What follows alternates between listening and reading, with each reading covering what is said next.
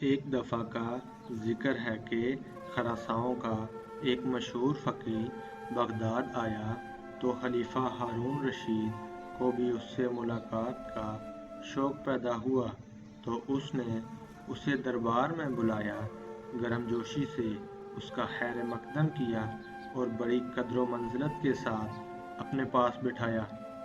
فقیہ اس عزت افزائی پر پھولے نہیں سما رہا تھا اور ہارون پر اپنے علم کی داغ بٹھانے کی کوشش کر رہا تھا کہ اچانک بہلول دانا بھی کہیں سے پھرتے پھراتے دربار میں آ نکلے۔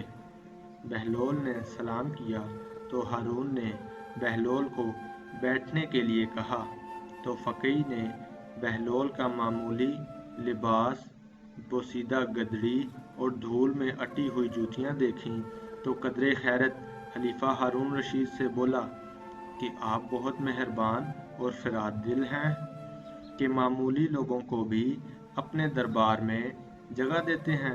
تو بہلول دانا اپنی جگہ سے اٹھے اور اپنی عصا کو زمین پر مارتے ہوئے اس فقیہ کے قریب پہنچے اور بولے، قبلہ گستاخی معاف، آپ اپنے ناقص علم پر کیوں اس قدر مغرور ہیں؟ آپ میری حالت کا خیال نہ کیجیے اور میرے ساتھ علمی مباحثہ کرنے کے لیے تیار ہو جائیں تاکہ آپ کو پتہ چلے کہ آپ کچھ بھی نہیں جانتے۔ تو فقیہ نے غلط انداز سے حضرت بہلول کی طرف دیکھا اور بولا کہ میں نے سنا ہے کہ تو پاگل ہے اور میں پاگلوں سے مباحثہ نہیں کرتا۔ تو بہلول دانا نے مزے سے کہا، میں نے کب کہا ہے کہ میں پاگل نہیں ہوں؟ میں تو اپنے پاگل پن کا خود اقرار کرتا ہوں، مگر آپ ہیں کہ آپ کو اپنی کم علمی کا کچھ پتہ ہی نہیں۔ تو ہارون نے قہر آلود نگاہوں سے بہلول کی طرف دیکھا اور بولا، بہلول خاموش رہو، تمہیں معلوم نہیں کہ یہ خراساں کے نامور فقیہ ہیں؟ تو بہلول نے اطمینان سے کہا، اسی لیے تو میں چاہتا ہوں یہ مجھ سے علمی مباحثہ کر لیں۔ ہارون کو بھی علمی مباحثوں اور مناظروں کا بہت شوق تھا، تو وہ اس فقیہ سے بولا، کیا مذائقہ ہے؟ تمہیں بہلول کی دعوت قبول کر لینی چاہیے۔ تو فقیہ بولا، تو پھر میری ایک شرط ہوگی۔ تو ہارون نے اجازت دی اور بولا، تم جیسی چاہو شرائط طے کر لو۔ تو فقیہ بولا، میری یہ شرط ہے کہ میں بہلول سے ایک معمہ پوچھوں گا، اگر اس نے درست جواب دے دیا تو 1000 اشرفیاں دوں گا، اور اگر ناکام رہا تو مجھے 1000 اشرفیاں دینے کا پابند ہوگا۔ تو بہلول مسکرائے اور بولے کہ ہم فقیروں کے پاس مال دنیا کہاں، ہاں میں خود کو آپ کے سپرد کر سکتا ہوں کہ آپ ایک غلام کی طرح مجھ سے کام لیں اور اپنی 1000 اشرفیاں پوری کر لیں، اور اگر میں 1000 اشرفی جیت گیا تو وہ تو ناداروں اور محتاجوں کا حصہ ہے کہ امیر المومنین حضرت علی مرتضیٰ فرماتے ہیں کہ جہاں بھی دولت ضرورت سے زیادہ ہے وہاں یقیناً کسی حقدار کا حق ضائع ہو رہا ہے۔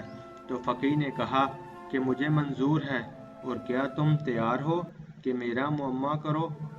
تو بہلول نے جواب دیا، بے شک میں تیار ہوں، آپ عرض کریں۔ تو فقیہ نے ہارون رشید سے پوچھا، عالیجا آپ کی بھی اجازت ہے؟ تو ہارون نے شاہی انداز سے کہا کہ اجازت ہے۔ تو فقیہ نے اپنا معمہ پیش کیا کہ ایک گھر میں ایک عورت اپنے شوہر کے ساتھ بیٹھی ہے، اسی گھر میں ایک شخص نماز پڑھ رہا ہے اور دوسرا روزے سے ہے۔ اچانک دروازے پر دستک ہوتی ہے اور ایک ایسا شخص اندر داخل ہوا جس کے آنے سے شوہر اور بیوی ایک دوسرے پر حرام ہو گئے، نماز پڑھنے والوں کی نماز باطل ہو گئی اور روزے دار کا روزہ بھی باطل ہو گیا۔ تو کیا تم بتا سکتے ہو کہ باہر سے آنے والا شخص کون ہے؟ تو دربار میں سناٹا چھا گیا اور لوگ ایک دوسرے کا منہ تکنے لگے۔ تو بہلول دانا نے جلدی سے کہا کہ گھر میں داخل ہونے والا شخص اس عورت کا پہلا شوہر ہے جو سفر پر گیا ہوا تھا، جس کے بارے میں یہ خبر ملی تھی کہ دوران سفر انتقال کر گیا ہے۔ اس عورت نے حاکم شرح کی اجازت سے اسی مرد سے عقد کر لیا تھا جو کہ اس کے برابر میں بیٹھا ہوا تھا۔ انہوں نے 2 مردوں کو اجرت دی تھی کہ وہ مرحوم شوہر کی قضا نمازیں ادا کریں اور روزے رکھیں۔ اسی اثناء میں پہلا شوہر سفر سے واپس آ گیا، کیونکہ اس کی موت کی خبر غلط تھی، چنانچہ اس کے آتے ہی دوسرا شوہر اس پر حرام ہو گیا۔ ان 2 مردوں کی نماز اور روزے باطل ہو گئے جو شوہر کو مردہ سمجھ کر اس کے لیے پڑھی اور رکھے جا رہے تھے۔ تو ہارون نے تعریف کرتے ہوئے کہا کہ مرحبا مرحبا، بہت خوب بہلول، بعض اوقات تو تمہاری دیوانگی خزانوں کو بھی مات دے دیتی ہے۔ باقی وزیر اور امیر بھی داد تحسین دینے لگے۔ شور کچھ کم ہوا تو بہلول دانا کہنے لگے، عالی جا کی اجازت ہے کہ میں بھی حضرت فقی سے ایک سوال کروں؟ تو ہارون نے کہا کہ اجازت ہے۔ تو بہلول نے فقی سے پوچھا، کیا آپ تیار ہیں؟ تو فقی ناک چڑھا کر کہا، ضرور پوچھو۔ تو بہلول بولے کہ فرض کریں کہ ہمارے پاس 1 مٹکا شیرہ اور 1 مٹکا سرکہ موجود ہے۔ ہم اس سے سکنجبی تیار کرنے کے لیے 1 پیالہ سرکہ اور 1 پیالہ شیرہ مٹکوں سے دونوں کو کسی برتن میں ملا دیتے ہیں۔ اس وقت پتہ چلتا ہے کہ اس میں ایک چوہا مرا پڑا ہے۔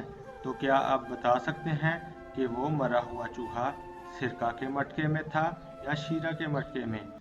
ہارون محفوظ ہوا اور اہل دربار بھی مسکرائے۔